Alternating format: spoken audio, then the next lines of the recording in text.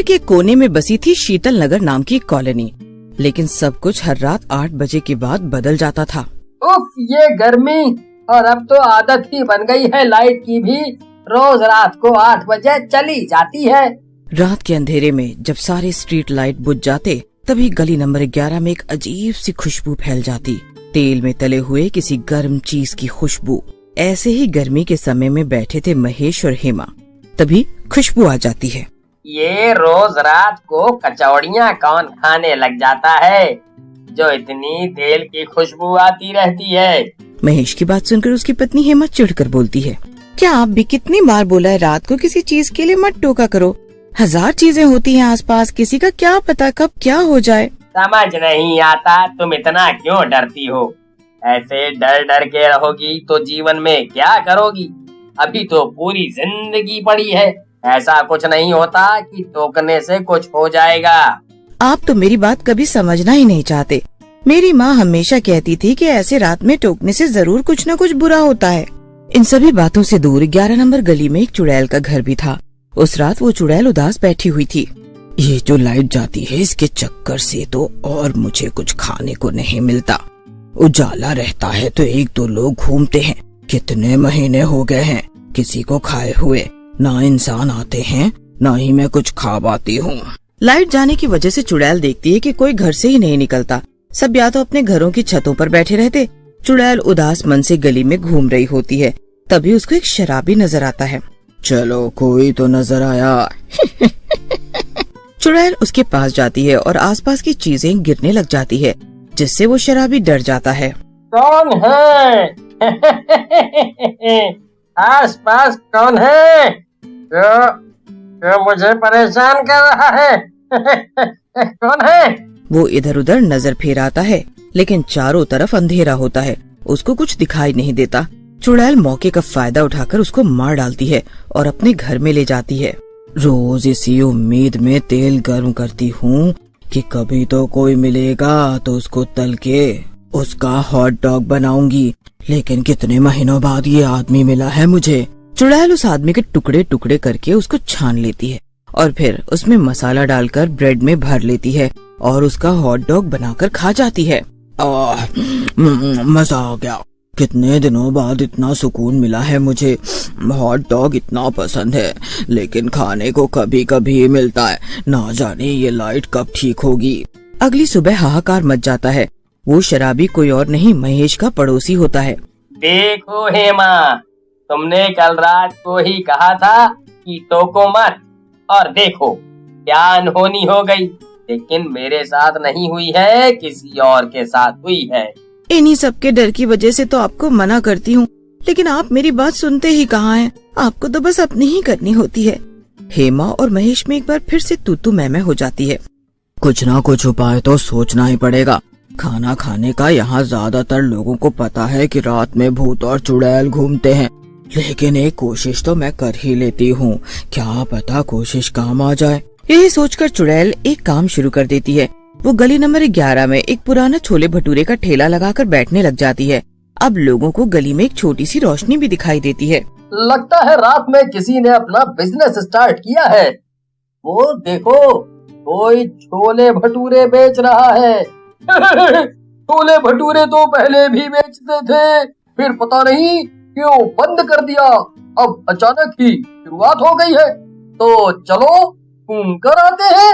विक्की और मोहित जब वहाँ आते हैं तो वहाँ कोई और ही है। अरे ये तो धोखा हो गया, हमें लगा छोले भटूरे हैं, लेकिन ये तो हॉट डॉग बना रही है। अंधेरे में वैसे भी नींद नहीं आती बिना पंखे के, तो क्यों नहीं इसके हॉट डॉग ही खा लेते हैं।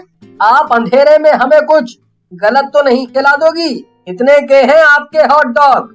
नहीं, जो होगा स्वादिष्ट होगा, गर्म है, नया है, खा लोगे तो भूल जाओगे सब। अच्छा, ऐसा क्या डालती हो आप अपने हॉट डॉग में जो बहुत टेस्टी होगा? और इतने अंधेरे में हॉट डॉग बनाने का क्या मतलब है? तुझे खाने से मतलब होना चाहिए ना। तू उनको काम करने दे, तू खाने पर ध्यान दे। ओके, हाँ लगा दो, खा ले। चुड़ैल अपने असली रूप में आ जाती है, जिसको देख मोहित और विकी की हवा गुल हो जाती है। चुड़ैल दोनों को पेड़ पर टांग देती है और फिर वहीं से फेंक देती है, जिससे दोनों मर जाते हैं। वे दोनों को घसीटते हुए अपने घर लेकर जाती है। अब आया ना मजा। अगर ऐसे ही मेरा ठेला चलने लग गया तब तो मुझे रोज हॉट डॉग खाने को मिलेगा। अब मुझे लगता है मुझे ये ठेला रोज लगाना पड़ेगा, तब जाकर ही मेरी भूख पूरी हो पाएगी, वरना ऐसे ही भूखे सोना पड़ेगा जैसे महीनों से सोती आ रही हूँ।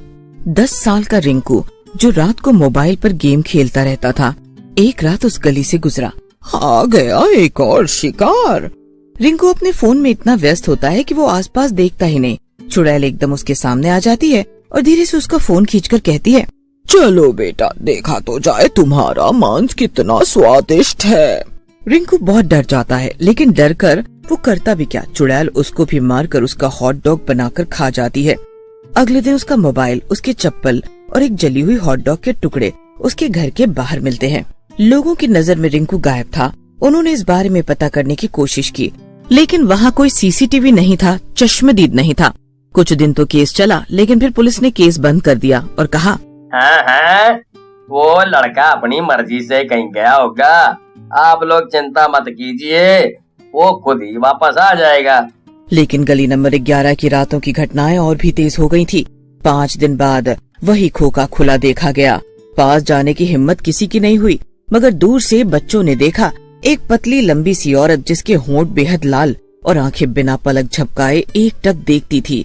हॉट डॉग तल रही थी और वो मुस्कुरा रही थी, और उसके हॉट डॉग में अजीब सी भूरी चटनी थी।